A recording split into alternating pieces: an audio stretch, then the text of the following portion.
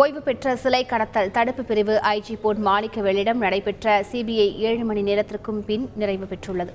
இதுகுறித்த கூடுதல் தகவலை செய்தியாளர் சாலமனிடம் கேட்கலாம். சாலமன், இது தொடர்பான முழு விவரங்கள் என்ன?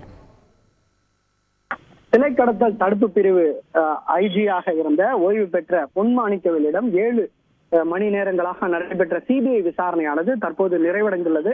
அவரிடம் ஆவணங்களில் கையெழுத்திடும் பணிகளை தற்போது சிபிஐ அதிகாரிகள் அவரிடம் மேற்கொண்டு வருகின்றனர். குறிப்பாக இன்று காலை 8 மணி முதல் இந்த விசாரணையானது தொடர்ச்சியாக ஓய்வு பெற்ற ஐஜி பொன் மாணிக்கவேலிடம் பாலவாக்கத்தில் உள்ள அவரது இல்லத்தில் வைத்து விசாரணையானது தீவிரமாக நடைபெற்றது. குறிப்பாக காதர் பாஷா என்பவர், அதாவது ஓய்வு பெற்ற டிஎஸ்பி காதர் பாஷா என்பவர் அளித்த புகாரின் பேர்ல மதுரை நீதிமன்றம் அளித்த உத்தரவின் அடிப்படையில பொன் மாணிக்கவேல் மீது சிபிஐ வழக்கு பதிவு செய்தனர். குறிப்பாக தன் மீது அவர் பதவியை துஷ்பிரயோகப்படுத்தி தன் மீது பொய்யான வழக்கை பதிவு செய்திருப்பதாகவும், தன் மீது வழக்கு பதிவு செய்து தன்னை கைது செய்திருப்பதாகவும் காதர் பாஷா என்பவர் வழக்கு தொடர்ந்த நிலையில இந்த வழக்கின் அடிப்படையில தற்போது சிபிஐ அதிகாரிகள் இவரிடம் தீவிரமாக விசாரணை மேற்கொண்டு வருகின்றனர். குறிப்பாக அந்த காதர் பாஷா அளித்த புகாரின் அடிப்படையில இந்த 2 கும்பல்களுக்கும் ஏதேனும் சர்வதேச இந்த சிலை கடத்தல் கும்பலுக்கு ஏதேனும் ஐஜி பொன் மாணிக்கவேலுக்கு ஏதேனும் தொடர்புள்ளதா, அல்லது இது தொடர்பாக வங்கி ஆவணங்கள் உள்ளிட்ட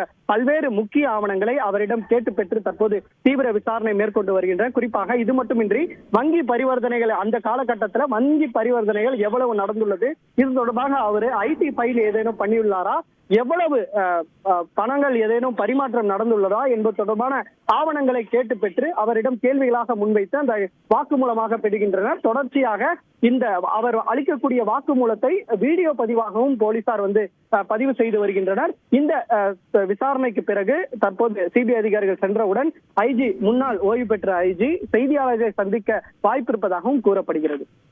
கூடுதல் விவரங்களுக்கு நன்றி சாலமன். செய்திகளை உடனுக்குடன் தெரிந்து கொள்ள உடனே சப்ஸ்கிரைப் பண்ணுங்க.